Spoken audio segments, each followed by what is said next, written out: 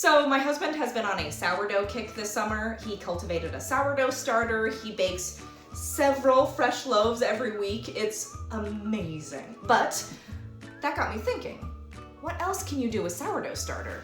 Surely bake more than just bread. So since I am a sucker for a good savory snack, I'm making sourdough crackers. So simple, so tasty, and a great use of our leftover starter. I'm Mama Pipes, and it's 420. Let's get baked!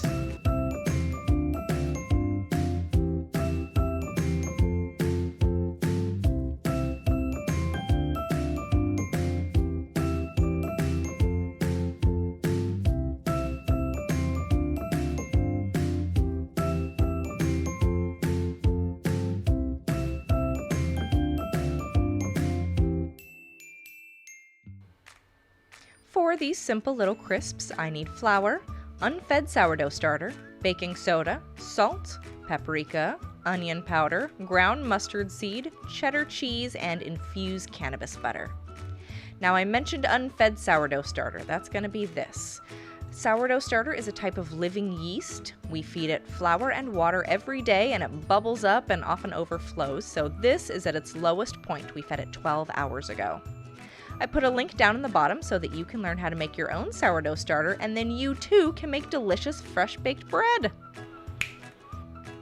Now before I get started, I want to make sure that my butter has melted completely and then cooled to room temperature. First, it's over to my handy dandy mixer where I'm combining my sourdough starter with my melted cannabis butter. Now in hindsight, I should have just mixed these by hand, but I figured the dough hook would do the trick, but since there's so much water in my sourdough starter, they took ages to combine. But I finally got there, and now I can add in my sifted baking soda, followed by my flour.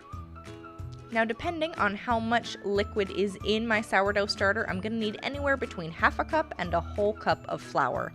I want to end up with a nice firm dough that doesn't stick to the bowl or the hook. I think 3/4 of a cup is just about perfect for my 100% hydration starter. Once it's all combined, I'm going to head over to my workstation, which I don't need to flour because there is so much butter in this dough, it is not sticking to anything. And then I'm going to knead it about 15 times, but as my husband likes to say, the dough will tell you when it's ready. Are you ready? What do you think, Luce? Yeah, seems ready. Once I have a nice smooth ball of dough, I'm going to let it sit to start the fermentation process so that that sourdough starter can add volume and flavor, either for 8 hours at room temperature or 16 hours in the fridge to slow ferment. It's the next morning. I've just pulled the dough out of the fridge after its 16-hour slow fermentation, and I can immediately smell that amazing tangy sourdough aroma that is so delicious. I'm going to flatten out my dough onto my workspace, but I want to make sure it's not sticking, which it is a little bit. It's a little stickier than it was yesterday, so I'm going to scrape that up and sprinkle just a little bit of flour. I don't want to add too much because this is already a very firm dough. I don't need to add more flour to it, but I don't want it to stick. Then I'm going to take my spice mixture, the ground mustard seed, the onion powder, the paprika, the salt, and carefully sprinkle them over the top of my flattened dough as evenly as possible. Then I'm going to fold it over on itself a couple of times and knead it about 10 times or until I see those spices start peeking through the dough. And once they seem like they're pretty well incorporated, I can add in the cheddar cheese. So I'm going to add a little more flour, flatten it out again, and then I'm going to start with half of the cheddar cheese at first, sprinkle it over the dough. Keep it on the dough though, not on the table.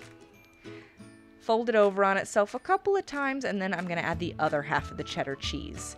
Now the cheddar flavor is crucial to these little crisps, and I want to make sure it is all over the place. So I'm kneading it until I see that that cheddar is completely incorporated throughout the dough. Once it seems like it is fully combined, then I can cut out my crackers. I'm going to take half of the dough at first, set one half aside, and put one half onto a nice clean piece of silicone mat or parchment paper, and I want to try to roll out this dough until it covers the entire mat. Now it's very, very soft dough, like really soft pizza dough almost, so I need to be really careful not to tear the dough as I'm rolling. Oh shit. Well, try not to do that again, as I carefully roll out the dough to 1/8 of an inch thick, cut off any excess, and then I can cut out my little round crisps with a round cookie cutter. It's 1.5 inches in diameter, and I'm gonna punch out little rounds as close together as possible, which will yield me anywhere between 50 and 75 crackers per tray. Once all of my crackers are punched out, I can take that excess dough and in one even motion pull all of it off. Let me try over here. In one even motion, pull all of that excess dough off. Oh, crap. All right, this is gonna take longer than expected. Hold, please. Once all of that excess dough is finally off of the tray, I'll let it proof for 15 minutes. Then I'm gonna take a fork and carefully stabilize my shaky hands so that I can prick a cross in the middle of each cracker. That way the air can escape as they bake. I did an experiment and I didn't prick a couple of these just to see what would happen, and they blew up like little balloons that were hollow in the middle, which were fun to eat, but not the aesthetic I was going for today. Then I'm going to carefully move them over onto a baking sheet, get off any excess dough that might still be lingering so it doesn't burn, and then it's into my 350-degree oven for 15 minutes. While they were in the oven, I got some unsalted butter, melted that, and scrounged up a little garlic salt. I'm going to brush these down while they're still warm. I don't want to totally drench them in butter, just get them a little wet so that the garlic salt sticks as they cool. And just like that, these babies are done. These little crackers have a complex combination of flavors. The umami from the cheddar cheese, the tang of the sourdough, the earthiness of the cannabis with that little salt finish. These would pair beautifully with some cheese or some nice wine. Does anybody have any?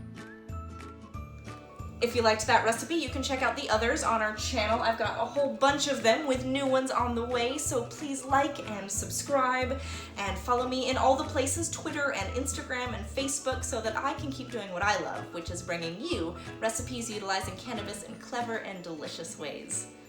Thank you for watching, and I'll catch you on the next one.